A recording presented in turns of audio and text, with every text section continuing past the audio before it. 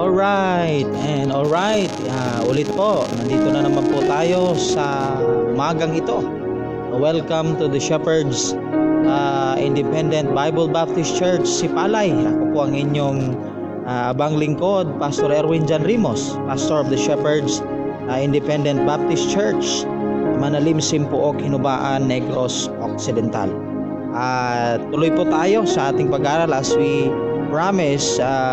Last time our topic is we will be studying about the doctrine of hell or outer darkness.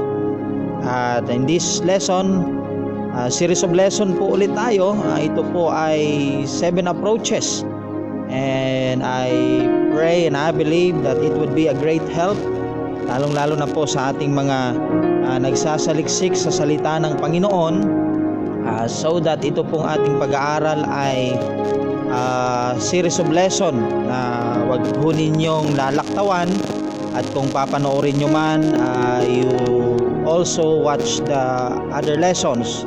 Ito po ay sabay-sabay na ating aaralin, and I hope na ito po ay makatulong sa ating lahat. At before we go to our topic this morning and we read some verses, tayo po ay manalangin sa Panginoon. Let's pray.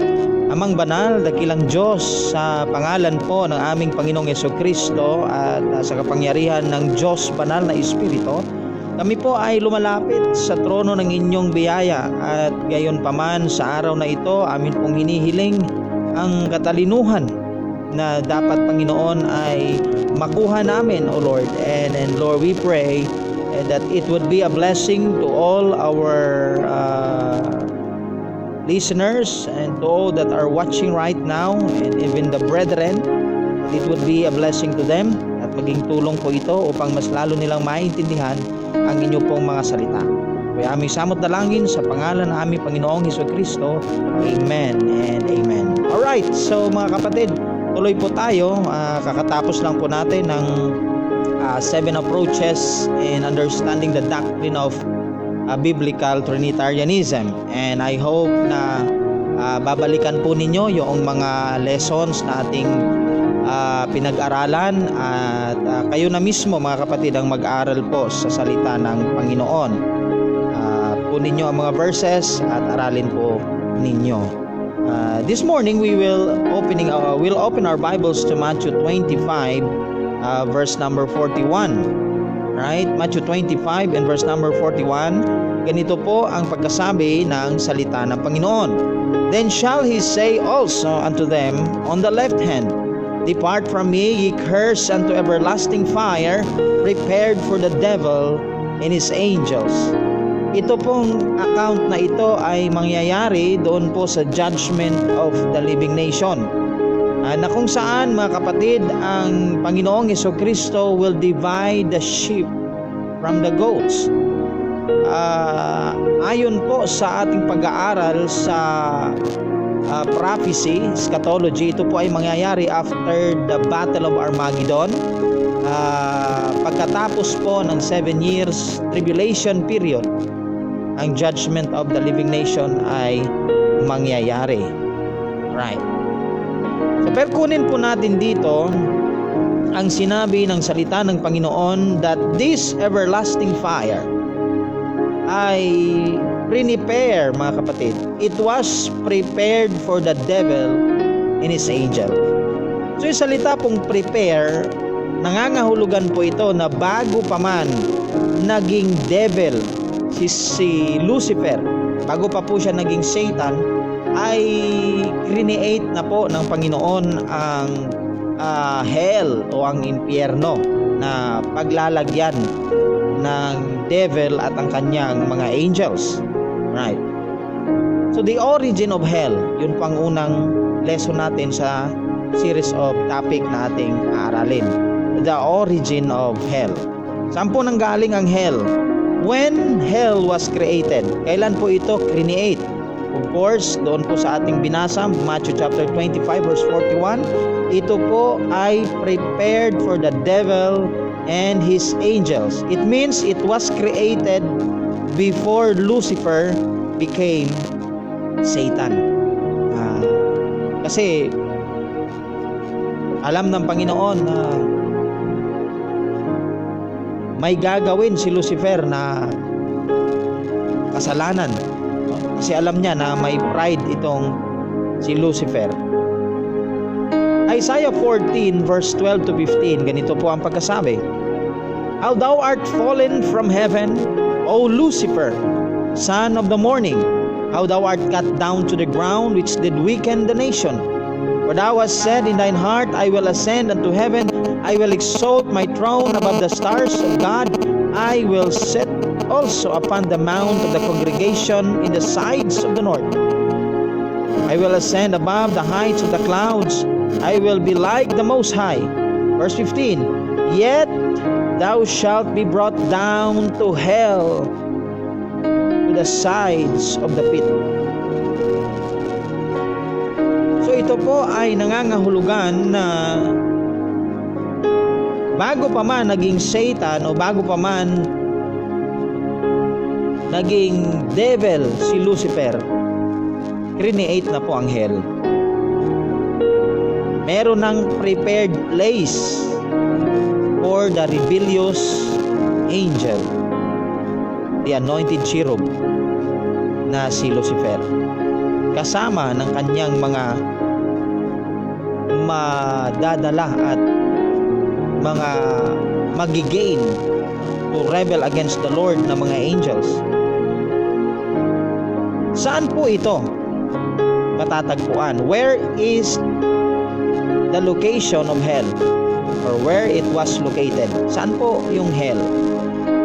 Sabi ng Isaiah 14 verse 9, Hell from beneath is moved for thee to meet thee at thy coming. It stirred up the dead for thee, even all the chief ones of the earth. It hath raised up from their thrones all the kings of the nations.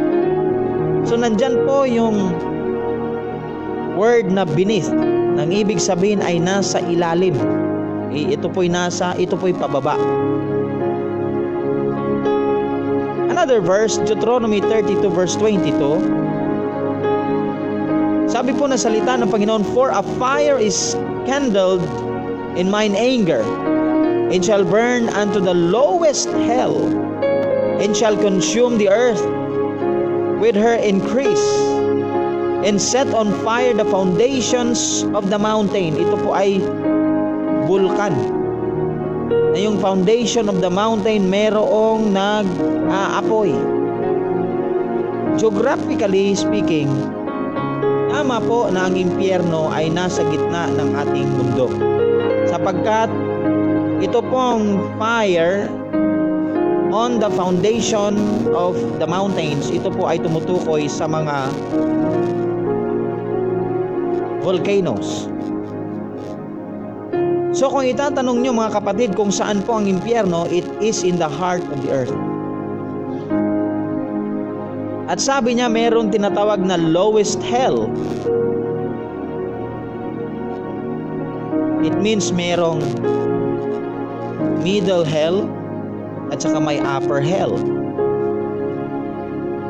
Later on ay inyo pong makikita sa next na lesson, meron pang parts of hell, kinds of hell, kaya abangan po ninyo. Verse 22, lowest hell. Psalm 55 verse 51, the Bible says, Let death seize upon them, and let them go down quickly into hell. So nandito po yung salitang go down, ibig sabihin pababa po, pababa. For wickedness is in their dwellings and among them. So nandiyan po ang direction kung saan itinuturo po ng Bible na ang hell ay nasa baba.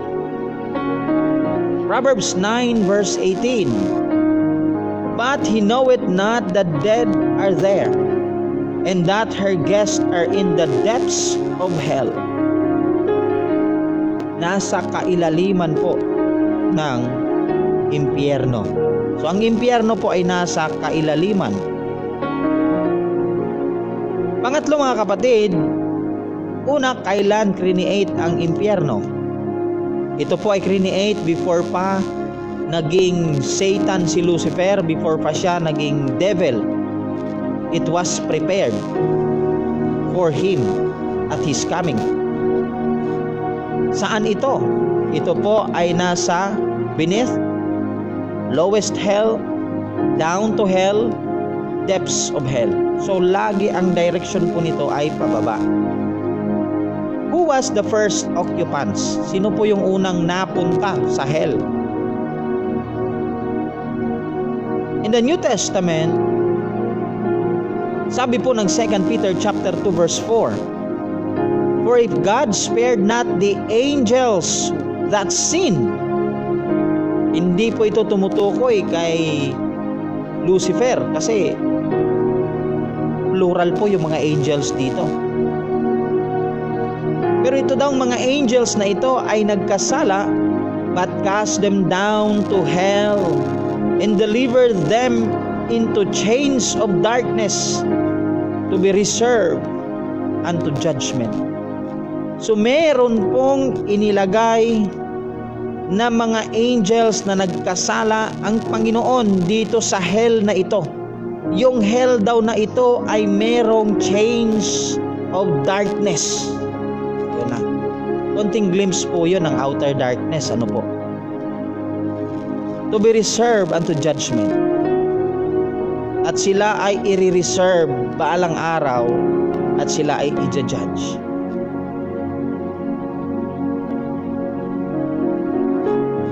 So isang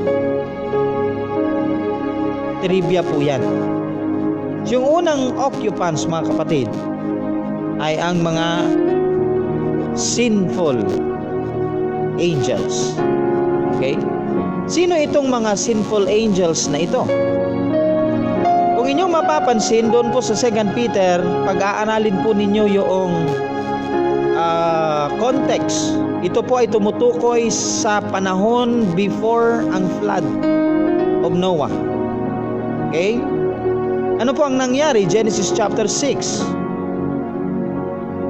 verse 1, and it came to pass when men began to multiply on the face of the earth, and the daughters were born unto them, and the sons of God saw the daughters of men, and they were fair, and they took them wives of all which they choose. Yan po ang nangyari, na kung saan itong sons of God, sila po ay sumiping sa mga daughters of men,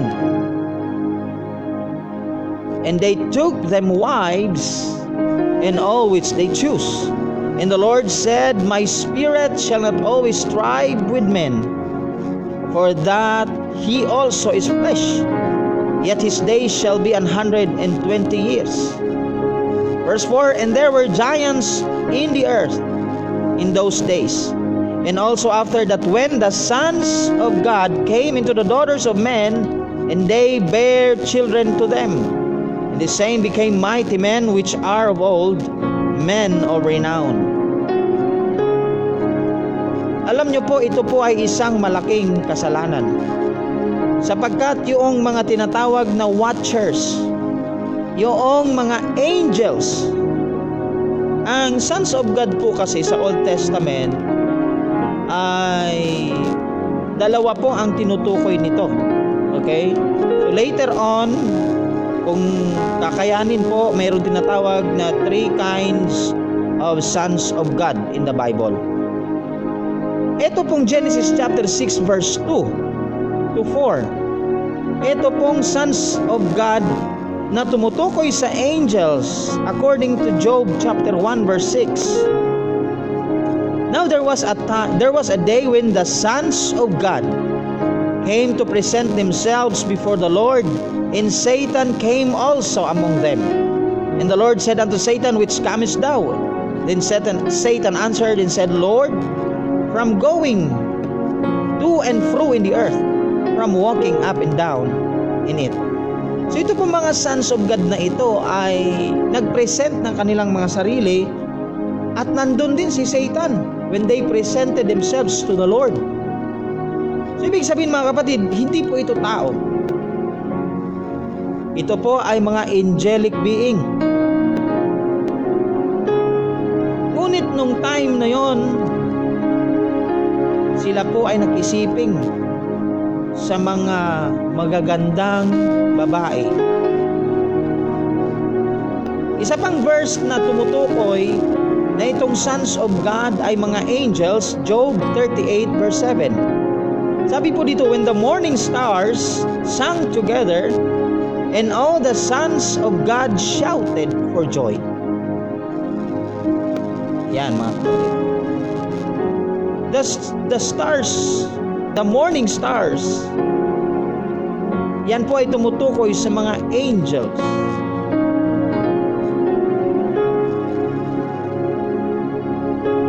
So itong sons of God ng Genesis 6 verse 2 to 4, ito po yung mga angels. Ay nakipagsiping po sila sa mga tao. Kaya galit na galit ang Diyos kasi gusto pong sirain ni Satanas ang kind or ang race, human race. So ang ginawa ng Panginoon, hindi niya ho ito pinabayaan. At ang kanyang ginawa dahil sila ay nagkasala, kaagad-agad silang inilagay sa hell and deliver them into chains of darkness to be reserved unto judgment. Kaya sila po ang unang occupants doon. Kaya yung mga anak nila ay mga giants. In the Bible, there are 7 truths about the giants. Sana po ay mapuntahan din natin po yung lesson na yan. Bakit nagkaganon? Kasi mali po at mix ang kanyang DNA. So, kaya nga sa Bible, bawal po yung crossbreeding. If you would look at the rules ng Panginoon sa nature, bawal ang crossbreeding. Pero ginagawa po ng tao. Sa Book of Leviticus. Okay? So, ito po ang nangyari. Yung mga angels, yung tinatawag na watchers, ay nagisiping sa mga tao, kaya ang kanilang anak ay giants. Kaya mayroon pong gulayat. Abnormal ang kanilang anak. Paano yun? Di ba pastor, ang angel ay spirit being? Bibigyan ko po kayo ng isa pang trivia mga kapatid. If you remember the time na nagkaroon po ng gutom sa wilderness. Okay? At dahil wilderness ito, if you remember the time sa history ng Israel mga kapatid, noon pong umuulan ng mana. Kinain po yun ng mga tao. The Israelite eat mana. At sila po ay nabubusog. If you would go to your Bible and study about mana, ang mana po ay the corn of heaven at ang mana po ay angels food, pagkain ng mga anghel. Kinain ng mga tao ang pagkain ng anghel at hindi po namatay ang mga tao, hindi po nagka-LBM ang mga tao. Ibig sabihin the nutrients from that mana ay compatible sa katawan ng tao. Pagkain yun ng anghel. It means the angelic being ay may similarity sa fleshly being. Kaya posible po na yung mga sons of God na ito ay mga angels. Okay? And by the way, there are 3 kinds of sons of God address in the whole Bible.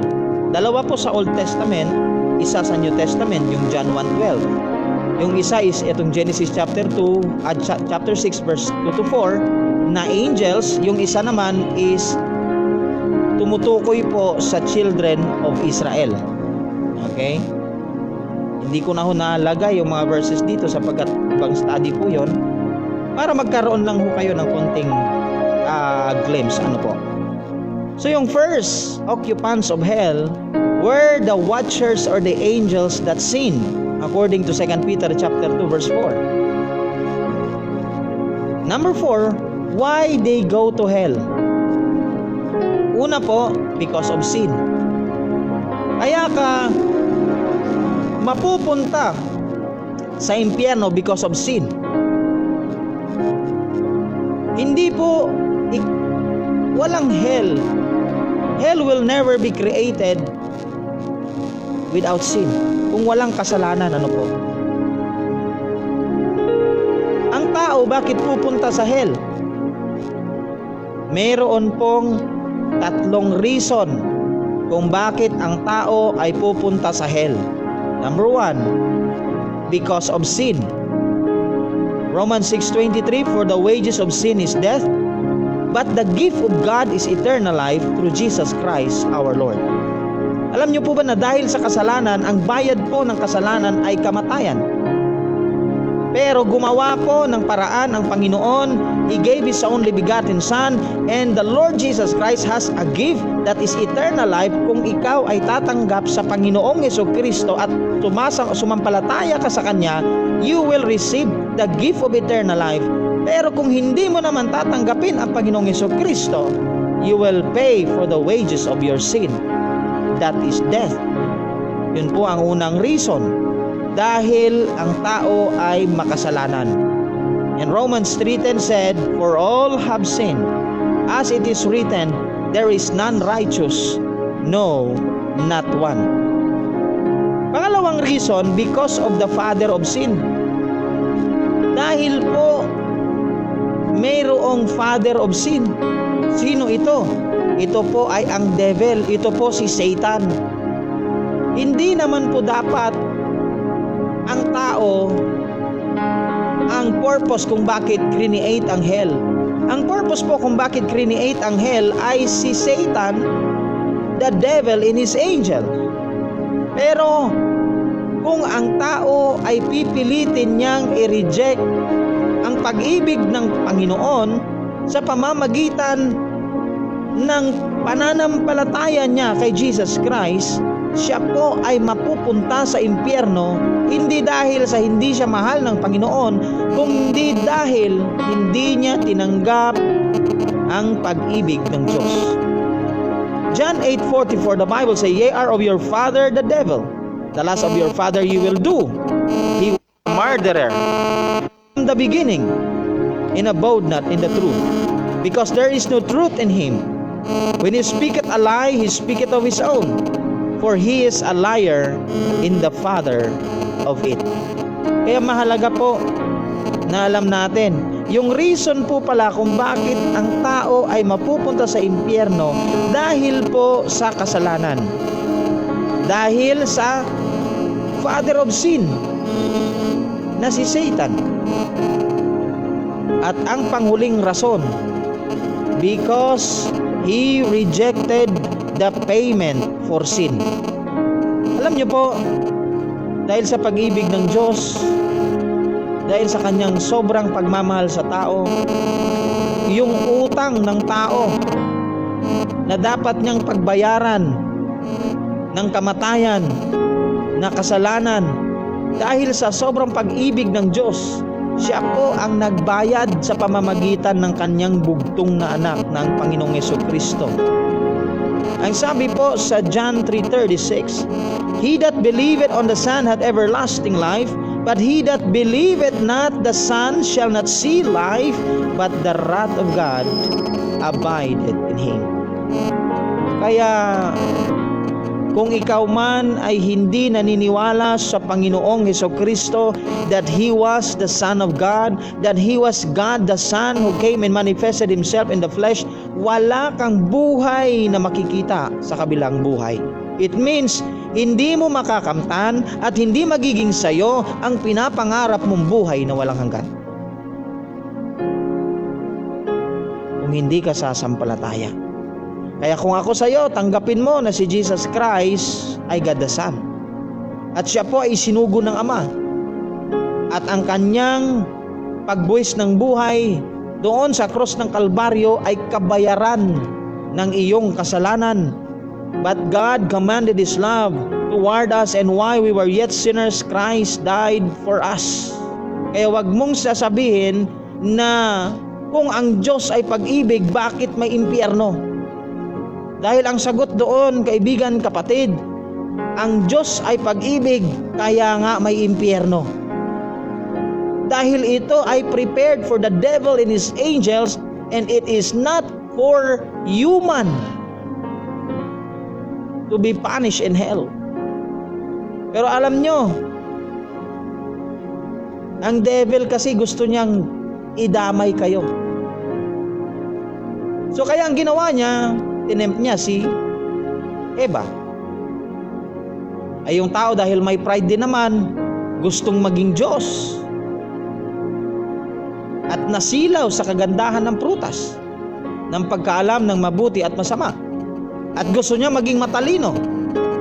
Ayaw maniwala sa Diyos. Kinain niya. Akala niya tama yon kasi hindi naman sila namatay physically, but spiritually they die. Kasi kapag ang devil, mga kapatid, ay magsabi, half of it is true, but half of it is lie. Kaya tatandaan mo yan, hindi lahat na gumagamit ng Bible at nagpipreach at nangangaral ng salita ng Diyos ay sa Panginoon. Ilan at marami sa mga nangangaral ng salita ng Diyos ay sa devil. Biruin mo, may mga tao na sinasabi nila, you just believe only, believe only. No need to call upon the name of the Lord. No need to repent. No need to do this. No need to do that. Kasi daw ang pananalangin ay gawa. Ang pagre-repent ay gawa. Isabi ng Bible, salvation can never be made without confessing. That if thou shalt confess with thy mouth the Lord Jesus, and thou shalt believe in thine heart that God hath raised him from the dead, thou shalt be saved. For with the heart of man believeth unto righteousness, and with the mouth confession is made unto salvation. Napaka-clear. Sabi nila, Pastor, pang ano lang yan, pang Hudyo. Nasa ilalim po ng verse, nasa context na kahit na Hudyo at Hintil, sabi nga ng salita ng Panginoon na ang pagsisisi ay dapat ipangaral sa buong mundo. Bakit lumabas ka na ba sa mundo? Para hindi ka include sa pagsisisi. Huwag daw tatanggap, huwag daw mananalangin. Iyan po ay doktrina ni Satanas. James 2:19, meron pong naniwala lang. Hindi na tumawag, hindi na nagsisi. Naniwala lang. At yung pinaniniwalaan, one God pa. Ano nangyari? Thou believest that there is only one God? Thou doest well. The devil also believe. Kaya kung naniniwala ka sa one God, mag-isip-isip ka. Kasi ang devils ay naniniwala rin sa one God.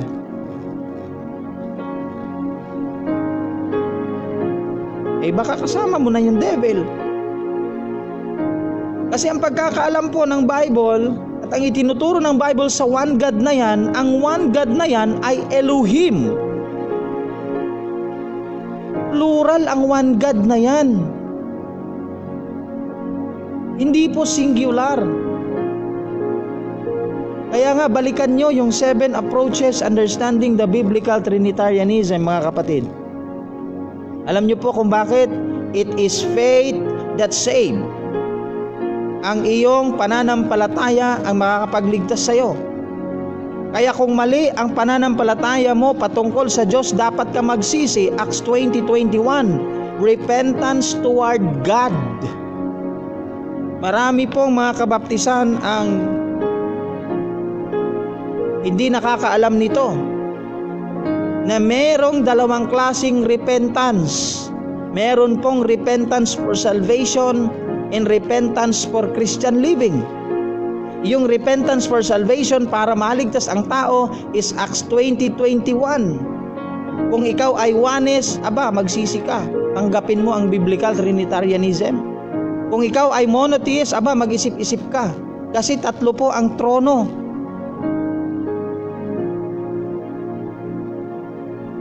Kung hindi mo pagsisisihan yan at hindi mo tatanggapin ang biblical Trinitarianism, delikado ang iyong kaluluwa. For by grace are you saved through faith. Kung mali ang faith mo, impyerno ka. Kung mali ang Kristong natanggap mo, impyerno ka. Kung mali ang Diyos na sinasamba mo, impyerno ka. Kaya maawa ka. Hindi lang sa sarili mo, kundi sa mga taong tatakpan mo ang kanilang mga mata na hindi nila makita ang katotohanan at dadalhin mo sila sa impyerno dahil sa kayabangan mo, dahil sa pride mo.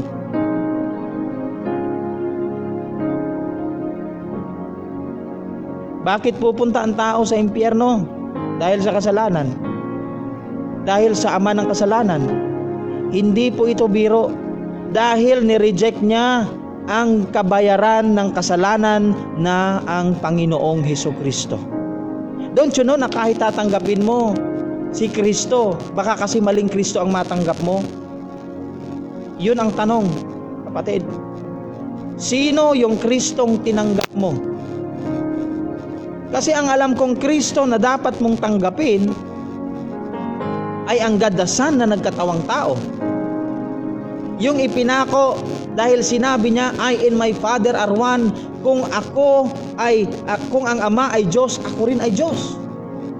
Kaya nga ipinako siya. Ang kanyang kaso, ang kanyang ang reason kung bakit siya ipinako is that blasphemy. Yun ang pinaka-reason. Ikaw rin ba ay naniniwala na hindi siya God the Son? Ay dapat magsisi ka. Bakit, pastor? Kasi Luke chapter 13 verse 3. Kung hindi ka magsisisi, ikaw din maiimpyerno ka rin. I tell you, nay, but except ye repent, you shall all likewise perish. Biruin mo, may magtuturo ngayon that they will not let you repent. They will not let you call upon the name of the Lord. Anong klaseng doktrina yon? Kasi daw dinadagdagan na daw ng gawa ang pananampalataya.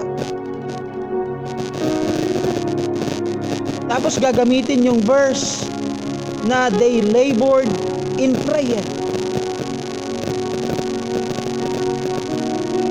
Alam niyo po ba na itong prayer ay kailangan para maligtas ka? Romans chapter 10 verse 13. For whosoever shall call upon the name of the Lord shall be saved. Napakalinaw po na salita ng Panginoon. Hindi po ito dagdag sa pananampalataya. Kasi yung sinasabi po ng Bible na without the deeds of the law, yun po ay law na susundin mo, yung 10 commandments na para maliligtas ka. Hindi po sinasabi ng Bible na huwag kang tumawag sa pangalan ng Panginoon.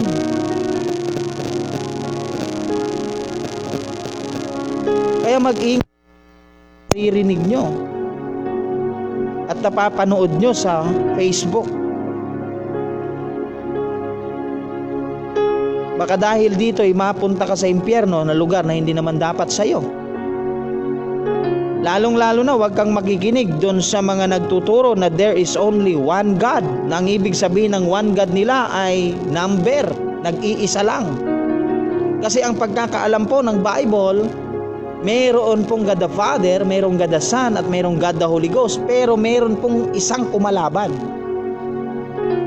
At hindi yun Diyos, yung isang kumalaban na yun. Yun po ay si Lucifer na pumasok sa serpent, pumasok kay Judas, at papasok sa third beast. Sa 7 years tribulation, he was that serpent, the old dragon, the devil. Marami siyang alias. Ang God the Father po ay hindi alias. Ang God the Son ay hindi alias. At ang God the Holy Ghost ay hindi alias. Isa po itong person. Ang Father po ay person. Ang God the Holy Ghost ay person. Ang God the Son ay person.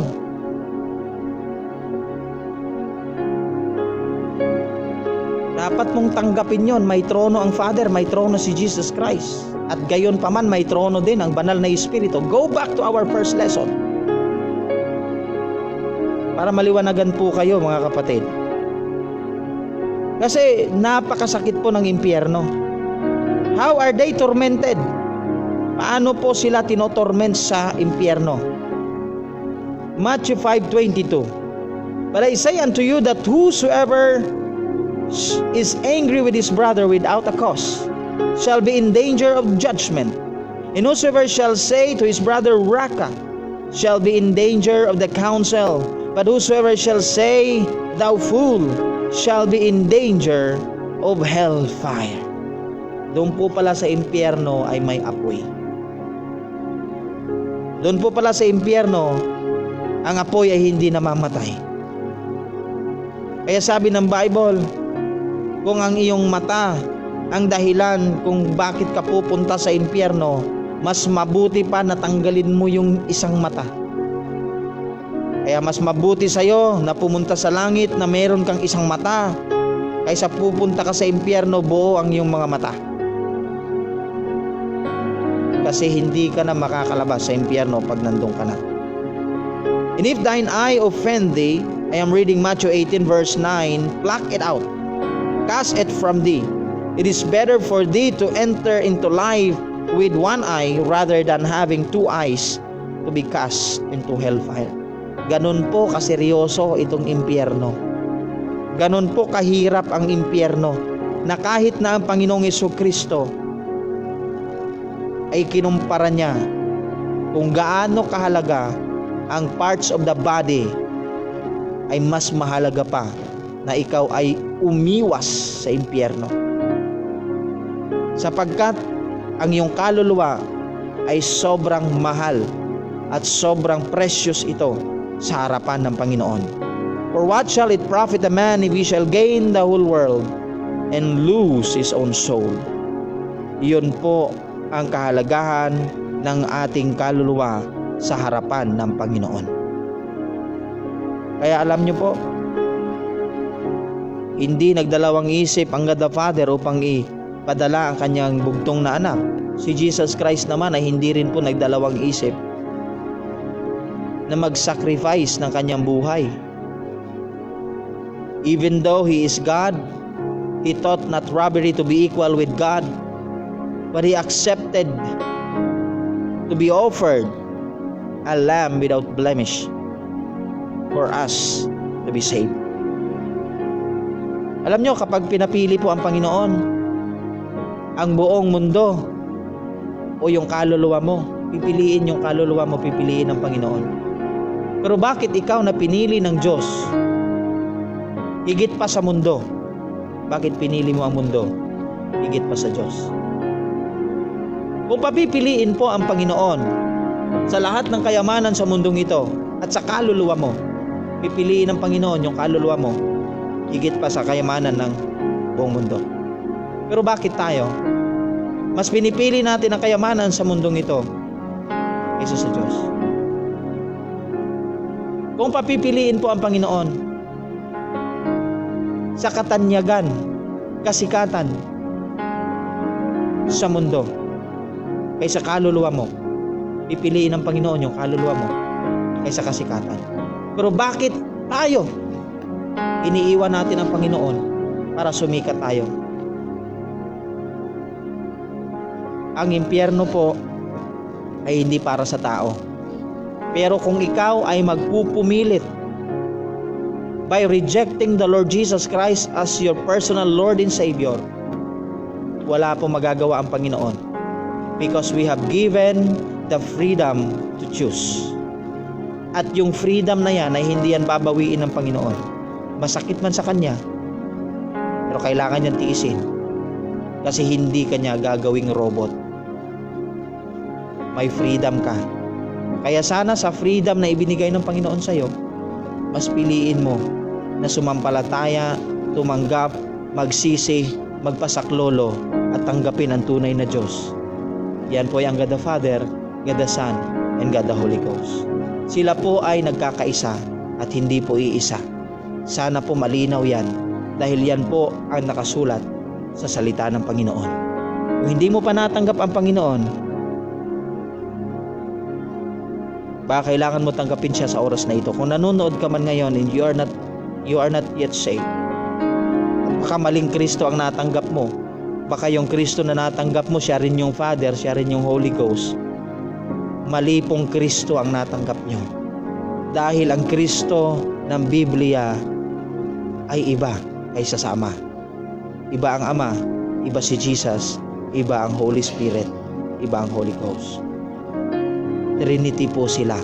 Three in unity. Tatlo na nagkakaisa. Sumunod ka sa panalangin na ito as we close. Dakilang Diyos, salamat po sa inyong mga salita. Naiintindihan ko na po ang inyong pag-ibig. Hindi po para sa akin ang impyerno. Kaya salamat, Panginoon, sa inyong pagmamahal. Dahil sa inyong pag-ibig, ipinadala po ninyo ang inyong bugtong na anak, ang Panginoong Hesukristo. Panginoong Jesus, marami po salamat sa pagbuwis ninyo ng buhay upang mabayaran ang aking mga kasalanan. Tinatanggap ko po kayo, sinasampalatayanan. Pumasok po kayo sa aking puso. Kayo po ang aking tagapagligtas. Naniniwala po ako na my God the Father, my God the Son, at my God the Holy Ghost. Panginoon, salamat po.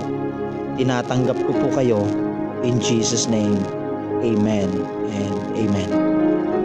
Kung yun pong panalangin na yan ay inyong sinunod, hindi po kayo nagkamali.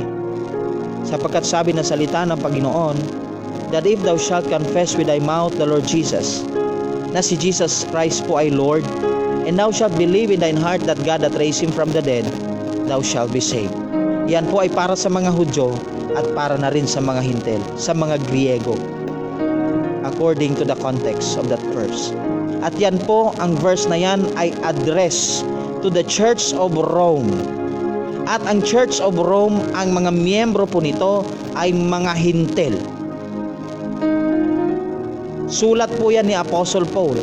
Kaya wag po kayong magpapaniwala doon sa mga nagtuturo na ang repentance at pagtanggap sa Panginoong Hesukristo ay para sa mga Hudyo.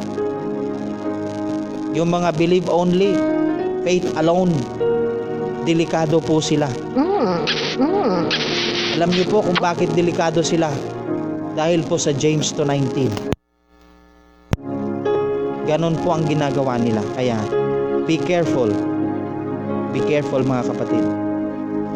So sana po ay pinagpala kayo ng salita ng Panginoon. Our next lesson, hell translated from the Old Testament.